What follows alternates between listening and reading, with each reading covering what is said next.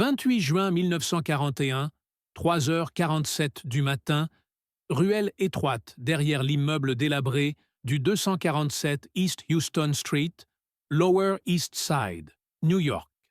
La pluie torrentielle martèle les pavés irréguliers comme des balles de mitrailleuse, transformant les caniveaux en torrents boueux qui charrient l'odeur âcre d'égouts débordants et de déchets pourris, tandis que l'air humide s'infiltre dans les pores de la peau, collant les chemises trempées contre les torses haletants des hommes tapis dans l'ombre, leurs cœurs cognant comme des marteaux pilons contre des côtes endolories par l'adrénaline brute qui refuse de s'estomper après des heures de planque sous cette averse implacable. Tu es l'agent spécial Robert Keller, 32 ans, les yeux plissés par la fatigue qui ronge tes paupières comme un acide lent, le poids écrasant de ton Thompson M1A1 submachine gun, 20 livres de métal froid et huilé, tirant sur tes épaules voûtées, chaque goutte d'eau ruisselant le long du canon noirci par des nuits infinies de raides prohibitions, maintenant recyclées pour la guerre secrète contre les ombres nazies qui rampent dans les entrailles de l'Amérique. Tes doigts gantés, gonflés par le froid qui mord jusqu'à l'os malgré l'été naissant, serrent la crosse quadrillée si fort que les jointures blanchissent, le caoutchouc mouillé glissant imperceptiblement, forçant une correction constante, un tremblement infime qui trahit la peur viscérale nichée au creux de ton estomac, cette boule de plomb qui monte et descend avec chaque respiration saccadée, inhalant l'odeur métallique de la pluie mêlée à la sueur aigre de tes coéquipiers alignés derrière toi. 8 agents du Bureau fédéral d'investigation, silhouettes spectrales dans leur trench coat détrempés. Fusil Remington modèle 11 shotgun, calé contre les hanches, revolver Colt. 38 polices positives, nichées dans des holsters gonflés d'humidité. Le sergent spécial en charge, Harlan Graves, un colosse de 45 ans, aux cicatrices de gangster gravées sur les joues mal rasées, murmure l'ordre d'une voix rauque, avalée par le déluge. « Go, go, go !» Et le monde bascule dans un ralenti irréversible. Tes bottes en cuir craquelées, s'écrasant dans une flaque profonde qui éclabousse tes genoux, envoyant des ondes de choc froides remonter le long de tes jambes engourdies. Chaque pas un effort titanesque contre la gravité alourdie par la boue urbaine qui aspire les semelles comme des sables mouvants, le bruit de tes foulées étouffées par le tonnerre liquide du ciel, mais amplifié dans ton crâne, où chaque battement de cœur résonne comme un gong funèbre. La porte arrière de l'immeuble, une planche de bois vermoulu bardée de fer rouillé, se dresse devant toi comme un rempart invincible, tes muscles des épaules et du dos se contractant en un spasme douloureux, tandis que tu balances le bélier improvisé, un madrier de chêne trempé de 20 livres, qui s'abat avec un craquement sourd, fibres de bois explosant en échardes acérées qui fouettent l'air. La serrure cédant dans un grincement strident qui perce les tympans, et soudain l'obscurité intérieure vous avale tous, l'odeur suffocante d'appartements confinés explosant dans tes narines, tabac rance, graisse de friture froide, papier moisi et une pointe métallique de peur humaine, celle des proies acculées. FBI, mains en l'air. Ne bougez pas! Hurle Graves d'une voix qui déchire l'air vicié comme une grenade à concussion. Ton Thompson déjà levé, canon fumant d'une humidité intérieure, le cran de sûreté claquant en position automatique dans le silence relatif qui suit l'irruption, mais le temps s'étire en une éternité cauchemardesque. Tes yeux balayant la pièce exiguë, éclairée par une unique ampoule nue, oscillant au plafond comme un pendule de la mort, un lit défait aux draps jaunis par la sueur, une table bancale encombrée de tasses ébréchées et de journaux froissés proclamant des victoires hitlériennes en Europe, et là, au fond, la silhouette massive de Fritz Lehmann, le suspect principal, un Allemand naturalisé américain de 50 ans, trapu comme un baril de bière, sa chemise de nuit tachée de sueur collée à un torse velu, ses yeux porcins s'écarquillant dans la lumière crue des torches Maglite, qui percent l'ombre comme des lames de poignard. Il plonge vers le tiroir de la table de nuit dans un mouvement fluide et désespéré. Ses doigts boudinés agrippant un Mauser C-96, ce pistolet semi-automatique nazi, canon de 140 mm luisant d'huile fraîche, et le monde explose en un chaos sensoriel impitoyable. Le premier coup de feu de Lehman déchirant l'air confiné avec un aboiement sec qui fait vibrer tes os. La balle. 30 Luger sifflant à 1 pouce de ton oreille gauche, emportant une mèche de cheveux mouillés et emplissant la pièce d'une odeur âcre de cordite brûlante, qui gratte la gorge comme du verre pilé inhalé. Ton index écrase la détente du Thompson dans un réflexe primal, le recul brutal cognant ton épaule comme un coup de masse, la culasse claquant en avant avec un clang métallique qui réverbère dans tes dents. Une rafale de 45 ACP, 800 coups par minute, déversant une tempête de plomb incandescent qui déchiquette le mur de plâtre derrière Lehman.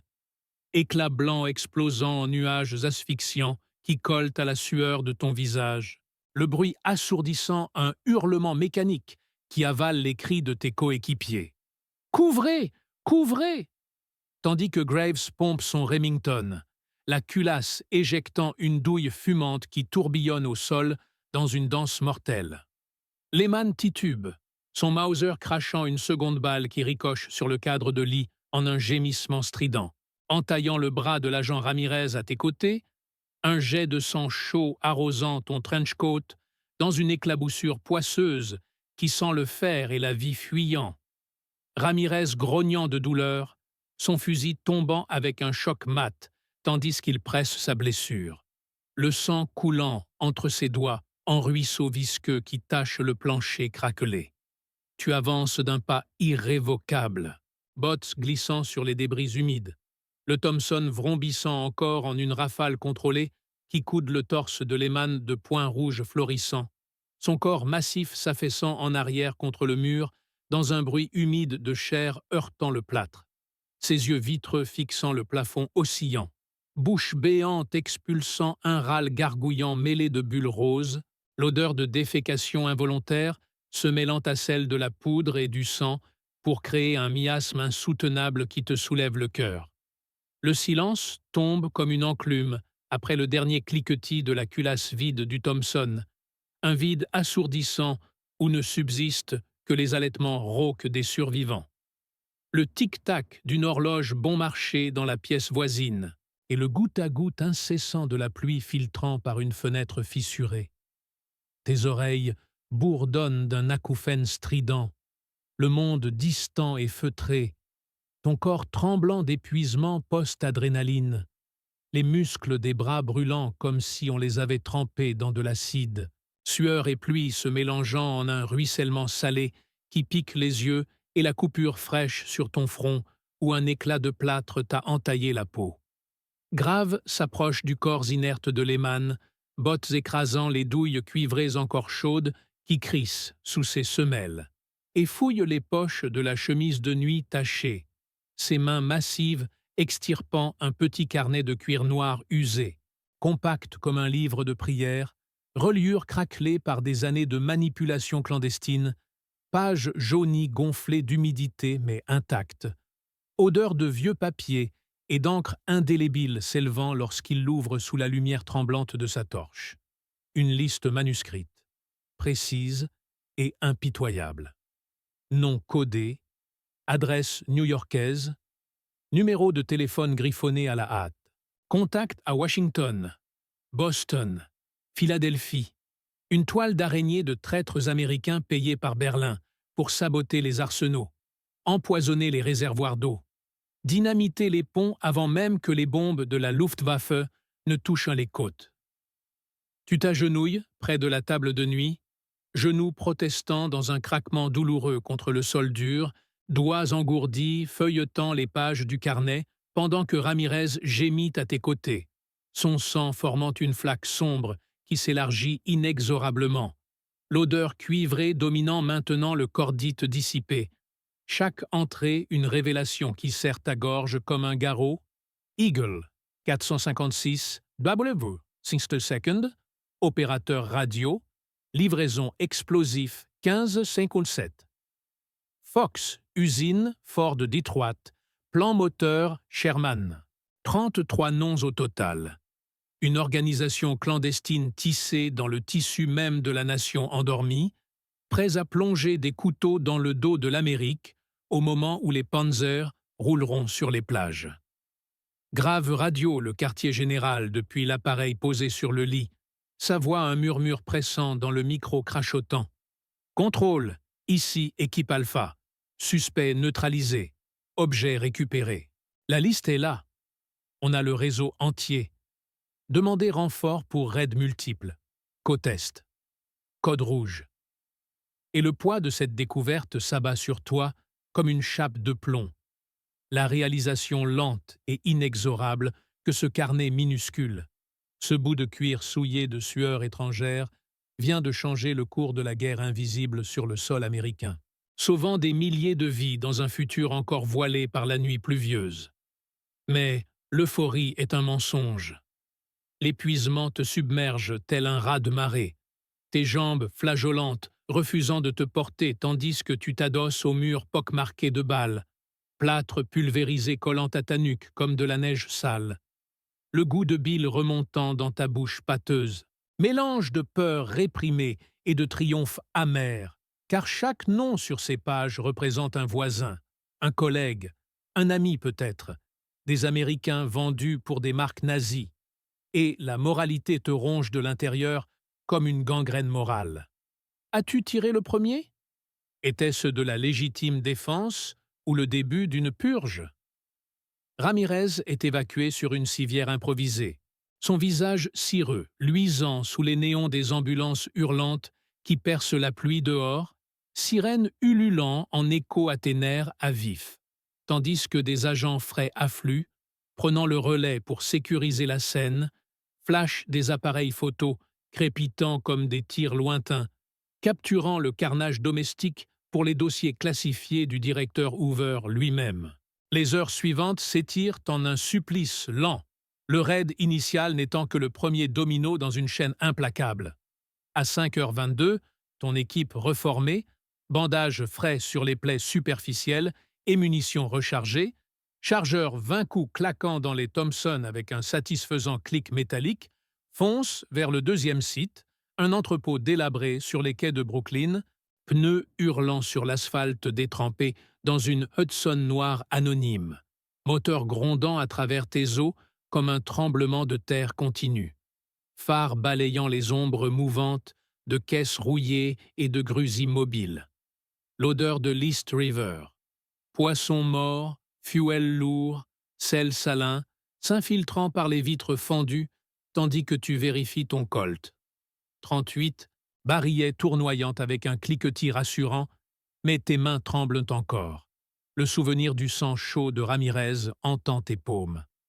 La porte de l'entrepôt cède sous une charge de tchédite artisanale. Explosion étouffée qui secoue l'air comme un coup de tonnerre intestinal, poussière et débris de bois voletant en un nuage âcre qui brûle les poumons, et à l'intérieur, 2 espions, Fox et son radio-opérateur, surpris en pleine transmission, postes émetteurs crépitants de morses codés pour l'amiral Canaris, leur Luger dégainé trop tard face à la tempête de plomb de Graves, qui fauche le premier d'une décharge de chevrotine à bout portant, chair et os pulvérisés en une brume rouge qui peint les caisses de dynamite non explosées, le second se rendant les mains en l'air, urine coulant le long de ses pantalons kakis, dans une humiliation puante. Son carnet personnel, une extension de la liste principale, confirmant les liens avec Détroit et les usines d'armement. Chaque arrestation suivante amplifie l'horreur physique et morale. Le corps protestant contre l'incessante marche. À Philadelphie, à 8h14, après un train cahotant, où le sommeil t'échappe dans un compartiment sentant le charbon et la crasse, raid sur une pension sordide, où Hawk, un ingénieur traître, tente une fuite par l'escalier de secours, bottes claquant sur les marches métalliques rouillées qui vibrent sous tes poursuites haletantes, poumons en feu aspirant l'air vicié de lessive bon marché et de désespoir humain, ton Thompson crachant une rafale qui ricoche dans les murs étroits, éclat de briques fouettant tes joues, tandis qu'il s'effondre 3 étages plus bas dans un cri étouffé par le trottoir. Jambes brisées, tordues en angles impossibles. Son portefeuille éventré, révélant des photos de famille, épouse, enfant, et une page arrachée du carnet maître, nom souligné en rouge pour les cibles prioritaires. Port de Baltimore, chantier naval de Norfolk. La fatigue s'accumule comme une dette impayable, paupières lourdes de plomb, estomac noué par le manque de nourriture, un sandwich rassis mâché à la hâte dans la Hudson, chaque décision un fil tendu au-dessus du vide. Tirer ou capturer. Tuer ou laisser témoigner. La peur n'est plus un picotement, mais une chape constante. Conscience aiguë que ces espions pourraient avoir des complices armés, des grenades cachées, des soutiens dans la police locale corrompue. À Washington, D.C., 14h33, sous un soleil implacable qui transforme l'asphalte en poils géantes, sueur ruisselante en torrent sous ton chapeau fedora écrasé, raid sur le safe house de Eagle, appartement bourgeois masquant un atelier de faux documents, air étouffé par l'odeur d'imprimerie, encre fraîche, solvant chimique, papier chauffé, où 4 agents nazis sont surpris autour d'une table jonchée de passeports, volés et de plans d'usine. Fusillade brève mais féroce, balles. 38 perforant les cloisons minces en un staccato qui fait hurler les voisins.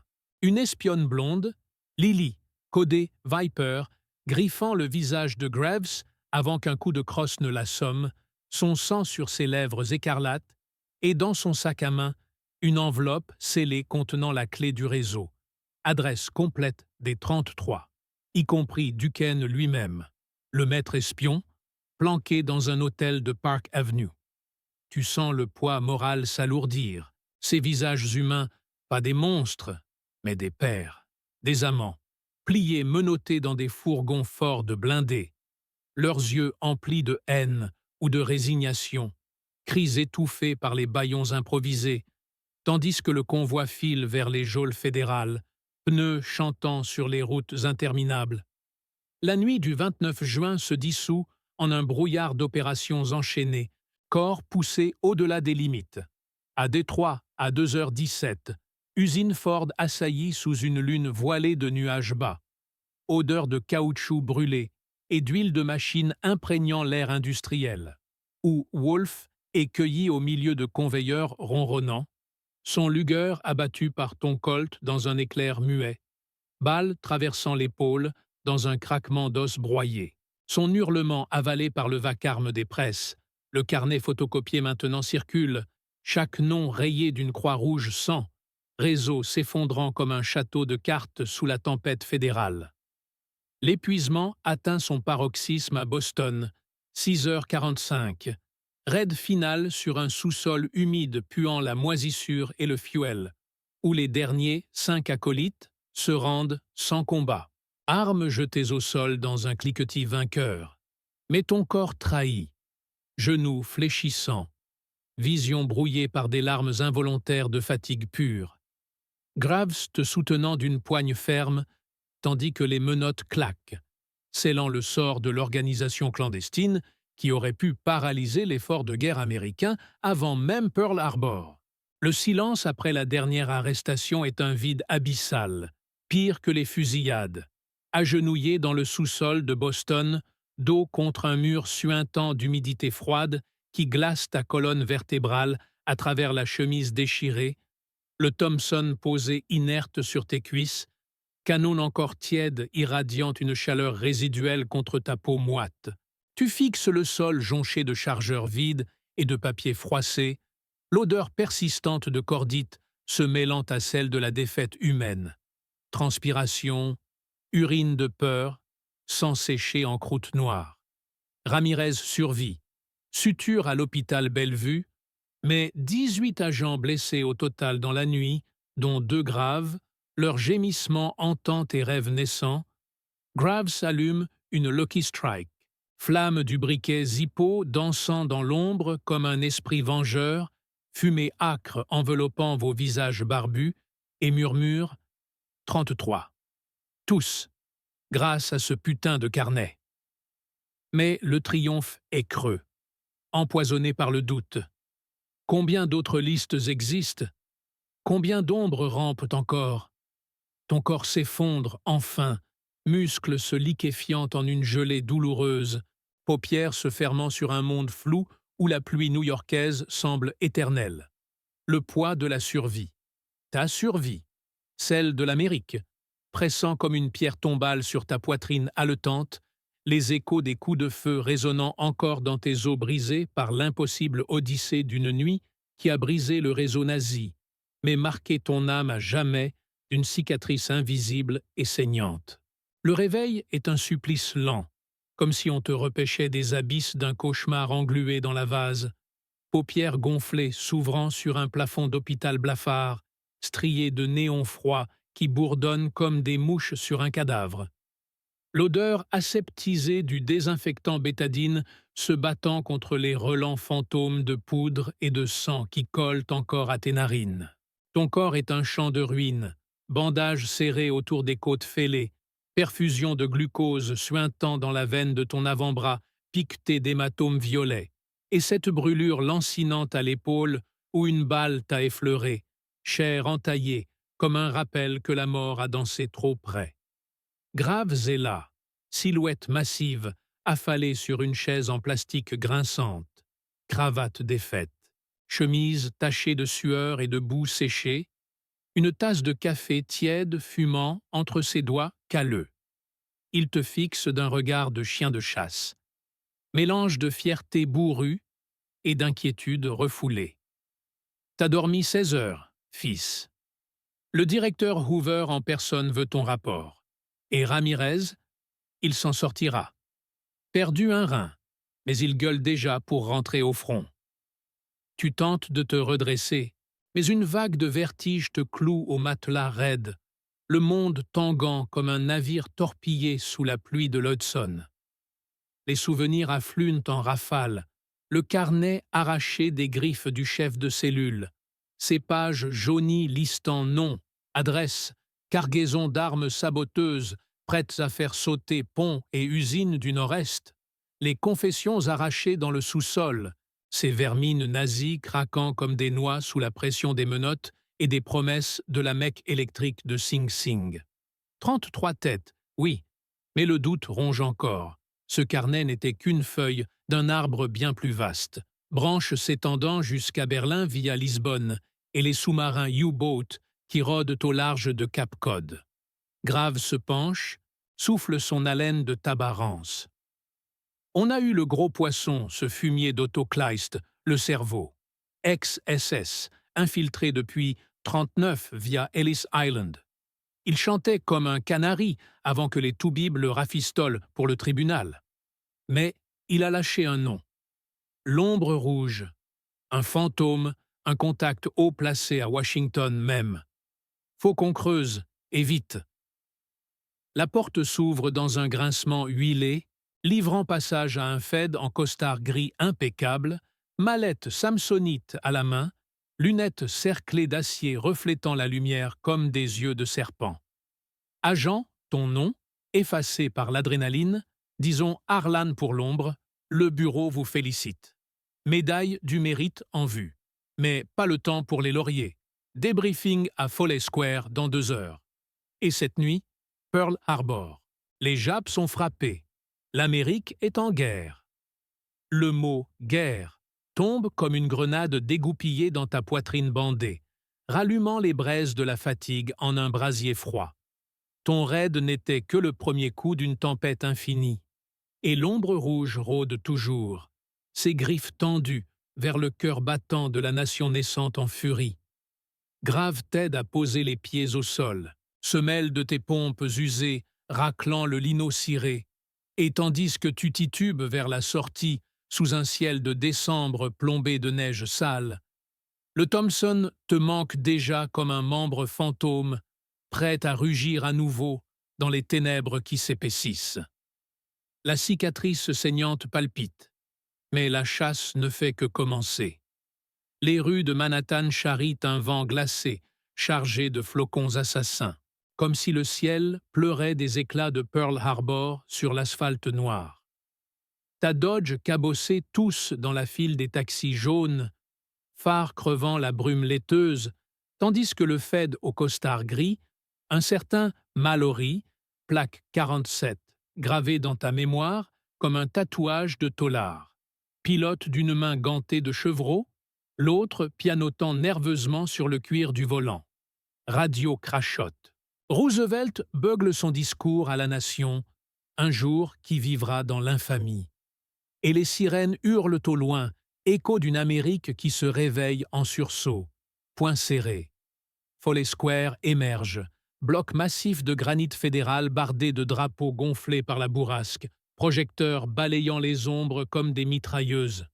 Mallory te traîne par le coude jusqu'au sous-sol, ascenseur grinçant qui descend vers les entrailles du bureau. Néon blafard, odeur de café rance et de sueur froide. Murs tapissés de cartes épinglettes. Hawaï en feu. Sous-marin nazi pointé vers la côte Est. La salle de débrief est un bunker de fumée. Généraux en képi. Costards du FBI et un quidam en civil qui pue le renseignement militaire, yeux de fouine sous un chapeau fedora incliné. Agent Harlan, grogne le boss, un mastard nommé Hoover Bis avec une moustache de phoque et un cigare mâchouillé. Votre coup de filet à Kleist vaut une promotion. Mais Pearl change la donne, les Japs et les Boches dans le même sac, et cette ombre rouge pourrait être le ver dans le fruit. Il claque la mallette samsonite sur la table, en tire un dossier jauni, photo floue d'un silhouette encapuchonné à la Maison-Blanche, relevé bancaire via Lisbonne et un câble intercepté. Rouge contacte Sénat, sabotage prioritaire post-Pearl.